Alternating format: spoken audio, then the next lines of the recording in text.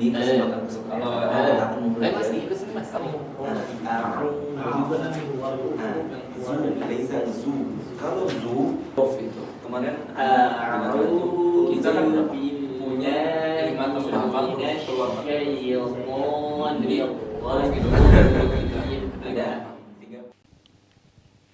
Assalamualaikum warahmatullahi wabarakatuh. Alhamdulillah, alhamdulillahirabbil alamin. Nahmaduhu wa nasta'inuhu wa nastaghfiruh. Wa na'udzu billahi min shururi anfusina wa min sayyiati a'malina. May yahdihillahu fala mudilla lahu wa may yudlil fala hadiya lahu. Asyhadu an la ilaha illallah wahdahu la syarika lah wa asyhadu anna Muhammadan abduhu wa rasuluh. Wassalatu wassalamu ala Rasulillah wa ala alihi wa sahbihi wa man tabi'ahum bi ihsanin ila yaumiddin. Ya ayyuhalladzina amanu taqullaha haqqa tuqatih wa la tamutunna illa wa antum muslimun. يا أيها الناس اتقوا ربكم الذي خلقكم من نفس واحدة وخلق منها زوجها وبث منهما رجالا كثيرا والنساء واتقوا الله الذي تساءلون به والأرحام إن الله كان عليكم رقيبا يا أيها الذين آمنوا اتقوا الله وقولوا قولا سديدا يصلح لكم أعمالكم ويغفر لكم ذنوبكم ومن يطع الله ورسوله فقد فاز فوزا عظيما وبعد فإن أصدق الحديث كتاب الله وخير الهدي هدي محمد صلى الله عليه وسلم وشر الأمور محدثاتها وكل محدثة بدعة وكل بدعة ضلالة وكل ضلالة في النار. Amma ba'd. Alhamdulillah alamin. Saudara-saudaraku seiman dan seakidah yang dimuliakan oleh Allah Subhanahu wa taala. Insyaallah pada pagi kali ini kembali kita lanjutkan talibul ilmi kita, belajar kita tentang agama ini. Karena talibul ilmi faridatun ala kulli muslimin, sebagaimana yang disebutkan oleh Rasulullah SAW bahwa menuntut ilmu itu adalah fardu, ya, wajib ain bagi setiap seorang muslim, baik laki-laki ataupun perempuan, ya. Begitu juga dengan talibul ilmi kita bisa memperbanyak informasi dan ilmu untuk meningkatkan keyakinan kita, ya. Jadi karena untuk meningkatkan suatu keyakinan dan keimanan ini membutuhkan banyak informasi, ya, pengetahuan yang menambah keimanan kita, ya. Ikhwani fillah rahimani wa rahimakumullah.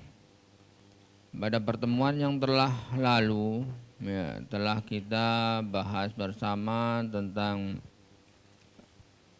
urgensi dari tauhid. Mengapa sih kok kita penting belajar tauhid atau akidah? Ya. Jadi karena kemarin ada yang bertanya tentang apa sih tauhid itu, ya. Maka kembali mohon dibuka, ya, pada bukunya masing-masing pada halaman 3. Ya. Kita kembali sebentar bahwa akidah itu di situ bermakna apa? Pengikatan Keyakinan, sesuatu yang mengikat hati seseorang. Keyakinan-keyakinan yang ada di dalam hati seseorang yang menyebabkan hatinya terikat pada sesuatu tertentu, itu akidah. Sedangkan tauhid itu dari kata bahasa Arab, dari kata wahada yuwahidu tauhid,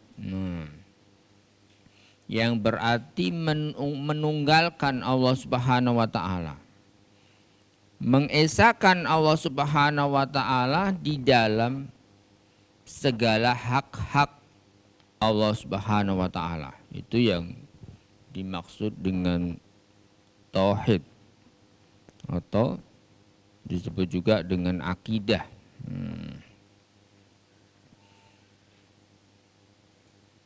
Yang bermakna bahwa akidah itu apa? Keimanan kepada Allah, kepada para malaikatnya, kitab-kitabnya, dan para rasulnya pada hari akhir, serta takdir yang baik maupun yang buruk, atau yang disebut dengan rukun iman. Jadi keyakinan-keyakinan yang berkaitan dengan apa yang harus diimani oleh seorang muslim, itulah yang disebut pokok-pokok dari akidah Islam. Sedangkan tauhid menitik beratkan bagaimana seorang mentauhidkan Allah, mengesahkan Allah, menunggalkan Allah di dalam segala sesuatu. Ya. Jadi kalau akidah itu bisa bermakna umum, tapi kalau tauhid bermakna lebih khusus, yakni berhubungan dengan apa? Keyakinan-keyakinan kepada Allah Subhanahu wa taala, atau yang oleh orang umum disebut dengan teologi. Nah, jadi hanya teologi yang dimaksud di dalam Islam adalah mentauhidkan Allah Subhanahu wa taala. Ya. Jadi kemarin yang pertama telah kita bahas mengapa kok tauhid itu penting, begitu ya. Yang pertama kemarin kita ambil dari surat Az-Zariyat 56. Wa ma khalaqtul jinna wal insa illa liya'buduni. Aku tidak menciptakan jin dan manusia melainkan supaya mereka beribadah kepadaku. Para ulama mentafsirkan liya'buduni bermakna liyuwahiduni, yaitu mentauhidkan aku, menunggalkan aku di dalam kehidupan mereka. Jadi aku tidak menciptakan jin dan manusia kecuali untuk menunggalkan, mentauhidkan Allah Subhanahu wa taala. Ini menjadi urgensi yang pertama yang telah kita bahas kemarin, bahwa tujuan dari penciptaan manusia itu adalah untuk mentauhidkan Allah. Jadi tidak mempunyai tujuan yang lain, ya, untuk beribadah kepada Allah Subhanahu wa taala semata. Makanya berarti seorang mempelajari tauhid, berarti dia mempelajari, mereview kembali apa sih tujuan hidupnya di dunia ini, apa sih misi. Ya. Manusia itu lahir ke dunia ini diingatkan kembali dengan ayat ini, begitu kan? Allah mengingatkan kembali dengan ayat ini bahwa misi manusia turun ke dunia adalah untuk beribadah kepada Allah Subhanahu wa taala, untuk mentauhidkan Allah Subhanahu wa taala. Sehingga ketika Allah Subhanahu wa taala diberikan sekutu, ya, tandingan-tandingan, berarti dia keluar dari misi penciptaan manusia itu. Ya, sehingga ketika manusia mengadakan tandingan-tandingan atau sekutu-sekutu di dalam hak-hak Allah Subhanahu wa taala, maka berarti sudah keluar dari misi yang sebenarnya. Sehingga sebagaimana ketika terjadi kesirikan pada masa umat Nabi Nuh, maka Allah mengingatkan kembali dengan mengirimkan Rasulnya yaitu Nabi Nuh untuk meluruskan umatnya, ya, dari penyembahan terhadap berhala-berhala itu, ya, sehingga menjadikan kesyirikan ada di muka bumi. Begitu juga ketika orang Arab jahiliyah, ini sudah kita bahas kemarin, bahwa ketika orang Arab jahiliyah itu meyakini bahwa Allah itu sebagai Tuhan, mereka yakin bahwa Allah itu sebagai Tuhan, ya. Tapi mereka menjadikan tandingan-tandingan, begitu kan? Mereka menjadikan sekutu-sekutu bagi Allah di dalam hak-hak Allah Subhanahu wa taala. Mereka menjadikan Tuhan ini Lata, Uzza. Nah, ini menjadi Tuhan pemberi rezeki misal. Kalau ingin panennya banyak, maka Tuhan pergi ke Tuhan yang satu. Ketika ingin punya anak, pergi ke Tuhan yang satu. Jadi menjadikan Tuhan selain Allah Subhanahu wa taala di dalam hak-hak Allah Subhanahu wa taala. Makanya kemudian Allah mengirimkan Rasulullah SAW untuk meluruskan kembali, begitu kan, untuk mengingatkan kembali kepada manusia bahwa mereka telah melakukan perbuatan yang salah. Jadi mengembalikan tujuan dari penciptaan manusia itu. Sehingga ini adalah tujuan yang pertama di dalam penciptaan manusia, jin dan manusia ini. Ini urgensi yang pertama. Kemudian saudara-saudara seiman dan seakidah semua, ya. Kemudian urgensi yang selanjutnya bisa di dalam halaman berapa itu? 4. Nah, pada ayat surat Al-Kahfi 110. Nah, di halaman 4 itu ada surat Al-Kahfi ayat 110, Pak, ya. Allah Subhanahu wa taala berfirman Faman kana yarju liqa'a rabbih falya'mal 'amalan shalihan wa la yusrik bi ibadati rabbih ahada. Barang siapa mengharap perjumpaan dengan Tuhannya, maka hendaklah ia mengerjakan amal yang soleh dan janganlah mempersekutukan seorang pun dalam beribadah kepada Tuhannya. Urgensi yang kedua adalah siapa yang ingin berjumpa dengan Tuhannya, maka hendaklah dia beramal soleh dan tidak mensekutukan di dalam beribadah kepada Rabb-nya suatu pun. Jadi bahwa syarat diterimanya amal. Jadi di dalam Islam bahwa syarat diterimanya amal seseorang itu ada 2. Yaitu pertama adalah ikhlas karena Allah Subhanahu wa taala. Sebagaimana dalam ayat tadi surat Al-Kahfi 110. Yang kedua adalah bahwa amalan itu sesuai dengan sunnah Rasulullah SAW.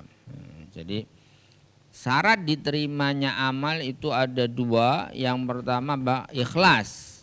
Sebagaimana di dalam surat Al-Kahfi ayat 110 tadi. Faman kana yarju liqa'a rabbih falyamal amalan sholihan wala yusrik bi ibadati rabbih ahada. Jadi siapa yang berharap bertemu dengan Rabbnya, maka hendaklah dia beramal soleh dan tidak mensekutukan di dalam beribadah kepadanya. Sehingga ketika seorang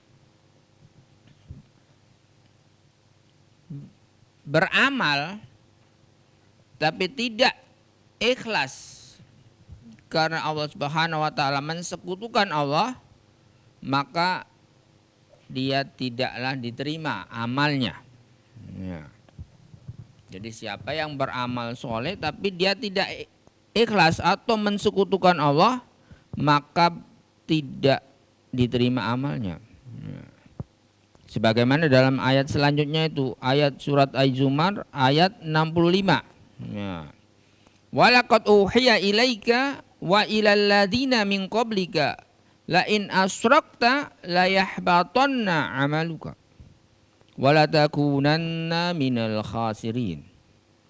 Dan sungguh kami wahyukan kepada engkau dan kepada orang-orang sebelum kamu, la in asyrakta. Nah, ini dalilnya di sini. Jika kamu berbuat kesyirikan, la yahbatanna 'amaluka, sungguh akan hapuslah amalanmu. Ya. Wala takunanna minal khasirin, dan kamu termasuk orang-orang yang merugi. Ya. Sehingga mengapa kok kita belajar tauhid di dalam Islam ini, ya agar amal kita itu apa? Diterima. Jadi bisa kita bayangkan ya, ketika seorang itu sholat selama berapa? Seumur hidupnya misalnya 60 tahun. Tapi kemudian dia berbuat kesyirikan, maka apa? La in asyrakta la yahbaton amalku, maka amalan itu menjadi hapus ya. Tidak dianggap. Ya, walaupun amalnya itu sebanyak air di lautan. Ya. Walaupun dia berinfak emas sepenuh gunung, maka dia tidak diterima amalnya ketika dia tidak ikhlas karena Allah Subhanahu wa taala. Dia mensekutukan Allah, maka hapuslah amalannya. Nah, ini makanya kenapa kok kita penting untuk menjaga tauhid diri kita, karena agar amalan yang kita lakukan itu tidak sia-sia begitu ya. Pengorbanan yang kita lakukan itu tidak sia-sia ya. Ini pentingnya kita belajar tauhid ini.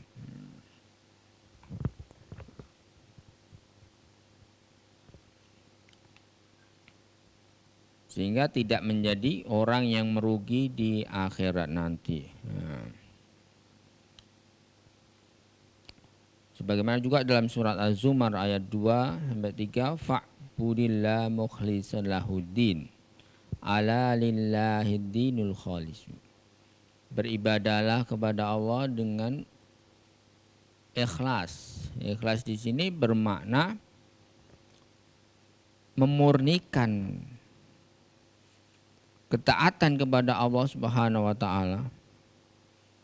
Ala lillahi dinul khalis. Sungguhnya hanya kepunyaan Allah lah agama yang bersih ini. Nah, jadi ini yang harus difahami oleh teman-teman sekalian, bahwa ikhlas itu bukan berarti apa? Rela ya, suka, tidak. Tapi ikhlas yang dimaksud di dalam Islam itu dia murni, ya, memurnikan niat hanya kepada Allah Subhanahu wa taala semata. Itu yang dimaksud ikhlas. Ya, karena ikhlas itu bahasa Arab yang bermakna murni. Ya. Jadi seorang belum tentu ikhlas walaupun dia rela begitu kan. Seperti apa seorang melakukan amalan bersedekah banyak, tapi dia ingin misalnya sedekahnya ini diekspos di media misalnya, ini berarti kan dia memang rela, suka, nggak akan tidak berat, tapi dia tidak ikhlas begitu kan. Jadi tidak menjadikan amalannya ini hanya untuk Allah semata, tapi ada unsur-unsur kesyirikan. Itu urgensi yang kedua. Kemudian urgensi selanjutnya, pentingnya tauhid bagi seorang muslim, bahwa tauhid inilah menjadi syarat untuk masuk ke dalam surga. Jadi karena setiap orang, seorang muslim terkhusus, dia pasti menginginkan apa? Hidupnya setelah meninggalnya dia bisa masuk di akhirat nanti, masuk ke dalam surga. Ini pasti seorang muslim apa? Pasti menginginkan masuk surga ya. Jadi tidak ada seorang pun muslim yang waras tentunya. Ya, jadi tidak seperti ada banyak apa komentar ya, masuk neraka nggak apa-apa begitu ya. Pokok jangan kumpul dengan Habib-Habib ini. Nah, ini suatu komentar yang tidak benar begitu. Bagaimana mungkin seorang muslim di akhirat itu menginginkan masuk neraka? Pasti seorang muslim yang benar ini menginginkan masuk surga, atau mengatakan saya masuk surga dan neraka ini nggak masalah begitu ya. Ini seorang ucapan-ucapan yang tidak benar ya. Karena seorang muslim yang benar, dia pasti ingin hidupnya yang abadi ini masuk ke dalam surga. Sehingga syarat masuk surga ini yang pertama adalah tidak berbuat kesyirikan. Sebagaimana di dalam hadis Ubadah bin Samit radhiyallahu anhu, bahwa Rasulullah SAW bersabda, man sahida an la ilaha illallah wahdahu la syarikalah wa anna Muhammadan abduhu wa rasuluh. Siapa yang bersaksi bahwa tidak ada ilah yang berhak diibadahi kecuali Allah semata tanpa mensekutukannya, wa anna Muhammadan abduhu wa rasuluh, dan bahwa Muhammad adalah hamba dan rasulnya, wa anna Isa abdullahi wa rasuluh wa kalimatuhu, dan sungguhnya Isa hambanya, hamba Allah dan rasulnya dan kalimatnya, alqaha ila Maryam wa ruhu minhu, dan disampaikan kepada Maryam dan ruh darinya, wal jannatu haq wan naru haq adkhalahu Allahu al-jannata ala ma kana minal amali, dan meyakini bahwa jannah itu benar dan neraka itu benar, maka Allah akan memasukkan dia ke dalam jannah atas apa yang dia perbuat. Atau di dalam hadis yang lain juga disebutkan, ya ibna Adam, innaka law ataitani bi qurabil ardi khotoya. Wahai anak Adam, dalam hadis qudsi disebutkan, Wahai anak Adam, seandainya kamu datang kepadaku dengan sepenuh bumi dosa, Tsumma lakitani la tusriku bi syai'an. Kemudian datang kepadaku tanpa mensekutukan aku dengan sesuatu, la ataituka bi qurabihal maghfirah. Maka aku akan datangkan dengan sepenuh bumi ampunan. Nah, jadi syaratnya adalah la tusrik bihi syai'an. Jadi seandainya seorang manusia datang dengan membawa dosa sepenuh bumi. Jadi siapa sih yang membawa dosa sepenuh bumi? Pasti nggak ada ya. Ya. Karena dosa sepenuh bumi yang kemudian dia tidak mensekutukan Allah, tidak berbuat kesyirikan, maka Allah akan datangkan sepenuh bumi ampunan. Ya. Jadi ini diantara mengapa kok melakukan tauhid yang benar. Ini adalah perbuatan yang penting ya, karena agar kita tidak mensekutukan Allah di dalam kehidupan ini. Tidak berbuat kesyirikan di dalam kehidupan ini, begitu kan? Sehingga Allah akan bisa memberikan sepenuh bumi ampunan tadi. Nah, ini suatu pahala yang sangat besar dari Allah Subhanahu wa taala. Jadi ampunan Allah Subhanahu wa taala bagi seorang manusia. Ya. Syaratnya apa? Tidak berbuat kesyirikan tadi. Ya. Jadi tidak berbuat hal-hal yang menyebabkan menduakan Allah Subhanahu wa taala dalam kehidupannya. Ya. Begitu juga di dalam hadis yang lain Rasulullah SAW bersabda, "Man mata la yusrik billahi syai'an dakhalal jannah." Siapa yang mati dalam keadaan tidak berbuat syirik kepada Allah dengan sesuatu apapun, waman mata yusrik billahi syai'an dakhalan nar. Ya. Jadi siapa yang mati dalam keadaan tidak berbuat kesyirikan kepada Allah sedikit pun, maka dia masuk surga. Dan siapa yang mati dalam keadaan mensekutukan Allah, maka dia masuk neraka. Ya. Ini urgensi dari tauhid yang benar. Ketika seorang itu tidak melakukan kesyirikan, maka dia masuk ke dalam jannah. Jadi syarat seorang itu masuk surga adalah dia tidak mensekutukan Allah Subhanahu wa taala, tidak berbuat kesyirikan kepada Allah Subhanahu wa taala. Oleh karena itu belajar tauhid, belajar akidah itu adalah sangat penting bagi seorang muslim ya. Agar dia tidak terjatuh di dalam perbuatan kesyirikan tadi.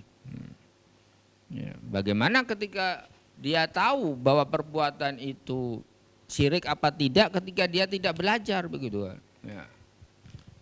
Bagaimana tahu perbuatan itu dilarang atau tidak dilarang ketika dia tidak belajar? Ya, ada orang-orang yang mengatakan begitu, kalau apakah masuk pesantren itu dijamin masuk surga? Ya memang tidak ada, begitu kan? Yang menjamin orang masuk pesantren dijamin masuk surga, tidak ada. Lah kalau orang di pesantren saja yang belajar agama belum tentu masuk surga. Ya.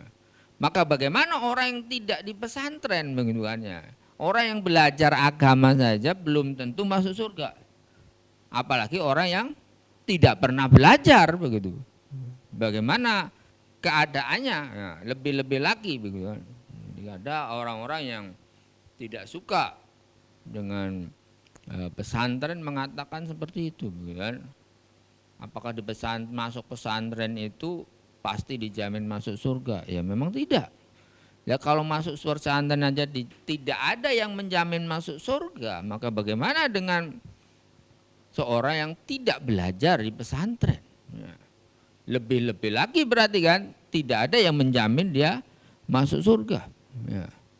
Kalau kita ngaji, belajar tauhid saja belum tentu selamat dari kesyirikan, apalagi yang tidak pernah belajar. Begitu. Intinya kan begitu. Ya. Tidak ngapain sih menjadi muslim jangan taat-taat begitu. Yang biasa saja. Lah kalau muslim yang taat saja belum tentu masuk surga, apalagi muslim yang biasa-biasa saja, begitu kan? Nah, jangan jadi muslim yang radikal misalnya. Ini kalimat yang tidak pas, begitu. Seorang muslim itu ya harus, kalau makna dari radikal itu taat kepada Allah, ya harus taat kepada Allah, begitu. Tidak makna yang lain. Karena sebenarnya makna radikal itu kan radik, dari radik itu akar ya. Orang yang belajar Islam sampai ke akar-akarnya berarti. Orang yang mendalami Islam. Ya. Sehingga ini kalimat yang benar tapi difahamkan dengan salah. Ya, kalau seorang muslim ya harus menjadi muslim yang taat. Kenapa ya? Karena dalam muslim yang taat saja belum tentu masuk surga, ya apalagi muslim yang tidak taat. Ya, itu teman-teman sekalian. Urgensi yang selanjutnya dari mengapa sih kok kita itu harus belajar tauhid, ya, harus belajar akidah. Tadi sudah amalan itu tidak diterima oleh Allah jika dia berbuat kesyirikan. Kemudian selanjutnya adalah tauhid ini akan memberikan hidayah dan rasa aman bagi seseorang. Sebagaimana dalam surat Al-An'am ayat 82. Ya. Bisa dibuka ya kalau ada yang bawa Al-Qur'an ya. Surat Al-An'am ayat 82 teman-teman sekalian. Allah Subhanahu wa taala berfirman, alladzina amanu wa lam yalbisu imanahum bizulmin ulaika lahumul amnu wa hum muhtadun. Orang-orang yang beriman kepada Allah dan tidak mencampurkan keimanan mereka dengan kezaliman. Yang dimaksud kezaliman di sini adalah kesyirikan. Ulaika lahumul amnu, mereka mendapatkan keamanan di akhirat. Ya, maksudnya aman di sini aman di akhirat, jadi aman dari neraka selamanya. Wahum muhtadun, dan mereka mendapatkan hidayah di dunia ini. Ini fungsi dari tauhid, fungsi dari seorang beriman dengan keimanan yang benar. Jadi orang-orang yang beriman dan tidak mencampur adukan keimanan mereka dengan kesyirikan, apa yang didapatkan oleh mereka? Ulaika lahumul amnu, mereka mendapatkan keamanan di akhirat. Maksudnya keamanan dari kekal di neraka. Wahum muhtadun, dan mereka di dunia mendapatkan hidayah. Nah. Karena dua hal ini suatu hal yang sangat penting kan bagi manusia.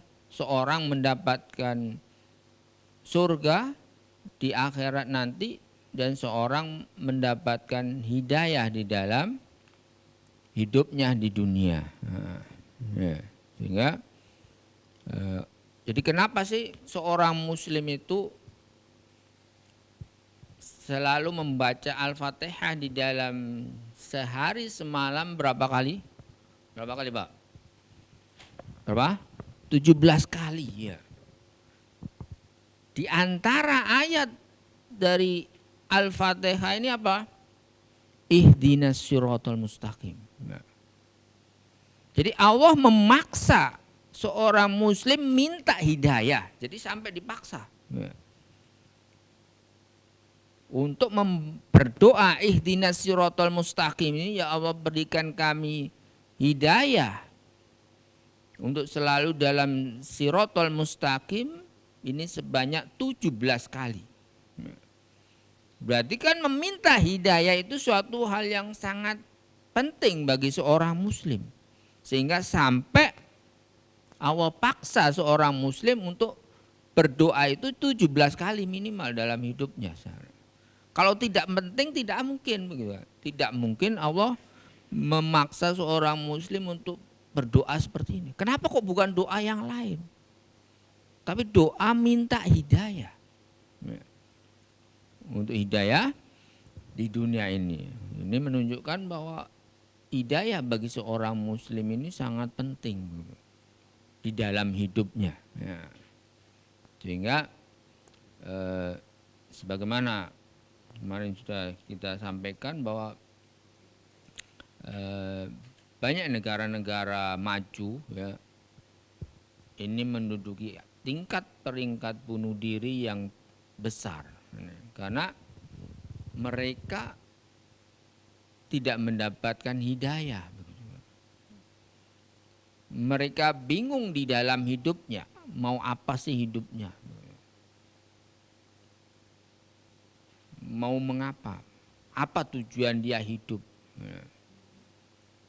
Ini tidak mendapatkan hidayah, tidak mendapatkan petunjuk dari Allah Subhanahu wa taala.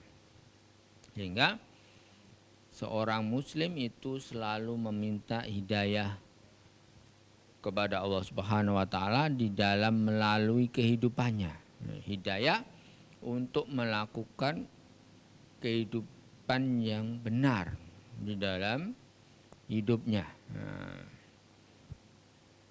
Sehingga Ibnu Katsir rahimahullah mengatakan tentang surat Al-An'am ayat 82 tadi, mereka adalah orang-orang yang memurnikan ibadah hanya kepada Allah, tidak berbuat kesyirikan kepadanya. Mereka tidak berbuat syirik sedikit pun. Balasannya mereka mendapatkan rasa aman di akhirat dan mendapatkan petunjuk di dunia dan di akhirat. Nah, ini balasan bagi mereka yang tidak mencampurkan keimanannya dengan kesyirikan. Nah, jadi karena hanya menjadikan Allah sebagai ilah yang satu, sebagai Tuhan yang satu tanpa tandingan-tandingan yang lain. Nah, ini urgensi dari tauhid. Jadi mengapa sih kok bersih dari kesyirikan atau mentauhidkan Allah ini suatu hal yang penting sekali. Karena kita harus